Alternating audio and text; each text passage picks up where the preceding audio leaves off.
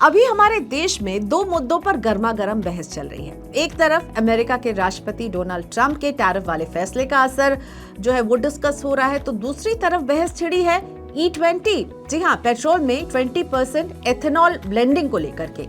Social media से लेकर news चैनलों तक हर जगह तरह तरह की बातें हो रही हैं, सवाल उठ रहे हैं और इस बहस के बीच केंद्रीय परिवहन मंत्री नितिन गडकरी भी लोगों के सवालों के कटघरे में खड़े हैं।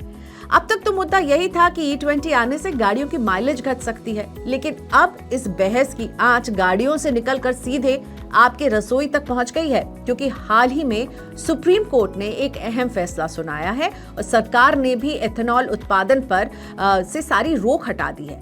अब गन्ने के रस से लेकर शीरे और मक्के चावल तक हर जगह से एथेनॉल निकाला जाएगा।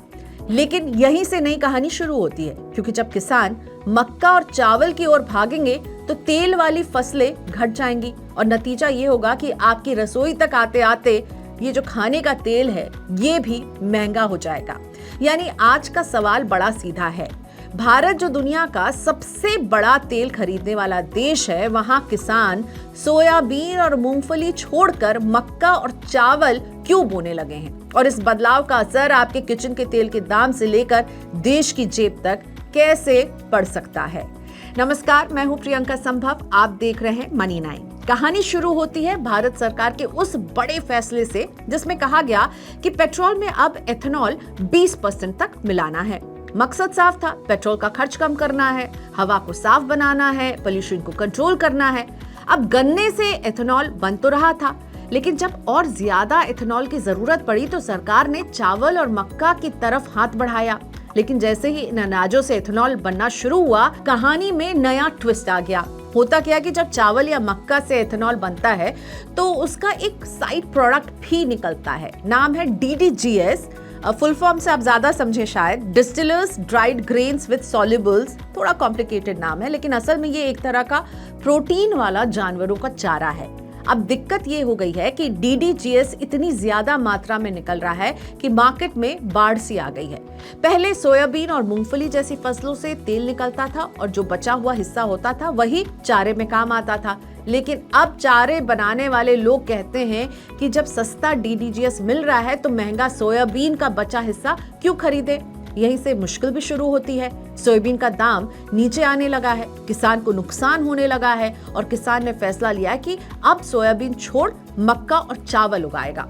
अगर आप महाराष्ट्र के नासिक इलाके में जाएं तो ये बदलाव आंखों से दिख जाएगा। वहां रहने वाले किसान मधुकर लोंढे पहले 6 एकड़ खाते में सोयाबीन बोते थे, लेकिन 2 साल से कीमत इतनी गिर गई है कि लागत भी नहीं निकल पाई है। इस बार उन्होंने 5 एकड़ खेत में मक्का बो दिया है और सिर्फ 1 एकड़ पर सोयाबीन लगाया है, क्योंकि मक्का से दाम बेहतर मिलते हैं और साथ ही गायों के लिए हरा चारा भी मिल जाता है।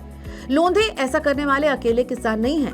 रॉयटर्स की एक रिपोर्ट बता रही है कि आसपास के करीब 2 दर्जन किसानों ने यही रास्ता अपनाया है और ये बदलाव अब सरकारी आंकड़ों में भी दिख रहा है।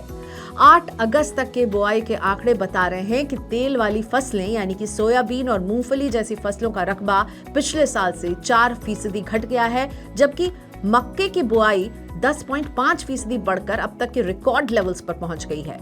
सवाल ये उठता है कि अगर किसान ही तेल वाली फसल छोड़ देंगे तो फिर देश का तेल कहां से आएगा।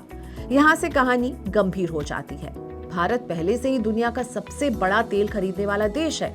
20 साल पहले हम 4.4 मिलियन टन तेल बाहर से मंगवाते थे। आज ये बढ़कर 16 मिलियन टन तक पहुंच गया है और अगर यही हाल रहा तो अगले 6-7 साल में ये आंकड़ा 20 मिलियन टन से भी ऊपर चला जाएगा। अब जरा सोचिए, जब भारत जैसा बड़ा देश इतना ज्यादा तेल खरीदेगा तो दुनिया भर में तेल के दाम भी और ऊपर ही जाएंगे ना। यही डर मलेशिया के पाम ऑयल कारोबारियों से लेकर अर्जेंटीना और ब्राजील के सोया ऑयल प्रोड्यूसर्स को है। असल में चिंता सिर्फ इंपोर्ट के आंकड़े तक सीमित नहीं है।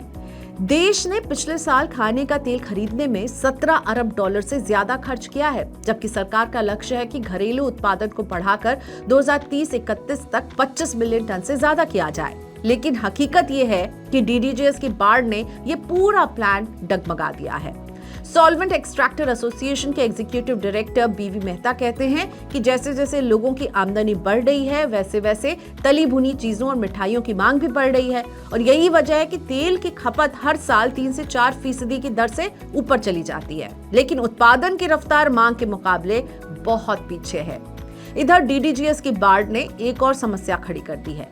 भारत में मांस और डेयरी उत्पादों की खपत दुनिया के मुकाबले बहुत कम है। बड़ी आबादी शाकाहारी है, जो मांस खाते भी हैं वो भी कभी कभारी खाते हैं, यानी हमारे यहाँ पशु चारे की खपत सीमित है। नतीजा ये है कि कुल डीडीजीएस उत्पादन का लगभग आधा हिस्सा तो देश में खप जाता है, लेकिन बाकी को ठिकाने लगाना मुश्किल पैदा कर रहा है। डिस्टिलरी कंपनियां इसे बाहर भेजने की कोशिश कर रही हैं। 2022 में जहां सिर्फ 16,000 टन इंपोर्ट हुआ था, वहीं 2023 में ये बढ़कर 3,54,000 टन हो गया। भारत अब इसे बांग्लादेश और वियतनाम जैसे देशों को भेज रहा है, जो अब तक अमेरिकी डीडीजीएस खरीदते थे, लेकिन एक्सपोर्ट की ये कोशिश अभी बहुत छोटी है, जबकि उत्पादन का पहाड़ बहुत ऊंचा है। तेल उद्योग के लोग भी इस समस्या को बहुत गंभीर मानते हैं। लखनऊ के ऑयल मिलर अजय झुंझुनवाला बताते हैं कि इस साल जितना डीडीजीएस निकला है उसका आधा ही देश में खप पाएगा। अगर बाकी को ठिकाना नहीं लगाया जाएगा तो तेल वाली फसल का उत्पादन बढ़ाना बहुत मुश्किल हो जाएगा। वैसे सरकार ने किसानों को भरोसा दिलाया है कि अगर वो तेल वाली फसल बोते हैं तो उनकी पैदावार की खरीद सरकार करेगी, लेकिन सवाल यही है कि जब तक डीडीजीएस इतना सस्ता और भरपूर रहेगा तब तक सोयाबीन या मूंगफली की मांग कैसे बढ़ पाएगी, और अगर मांग नहीं होगी तो किसान इसे क्यों उगाएंगे। तो तस्वीर साफ है, एथेनॉल से देश का पेट्रोल का बिल हल्का हो रहा है, लेकिन उसी रफ्तार से हमारी रसोई के तेल का बिल जो है वो महंगा हो रहा है और इसके और महंगे होने का खतरा भी मंडरा रहा है। किसान अब मक्का और चावल की ओर झुक रहे हैं, जबकि सोयाबीन और मूंगफली जैसी तेल वाली फसलें पीछे छूट रही हैं। असल सवाल ये भी है कि क्या हम पेट्रोल सस्ता करने की कोशिश में रसोई को महंगा कर बैठेंगे, या फिर कोई ऐसा रास्ता निकलेगा जिससे किसान भी खुश रहें, गाड़ी भी सस्ती चले और रसोई का बजट भी ना बिगड़े।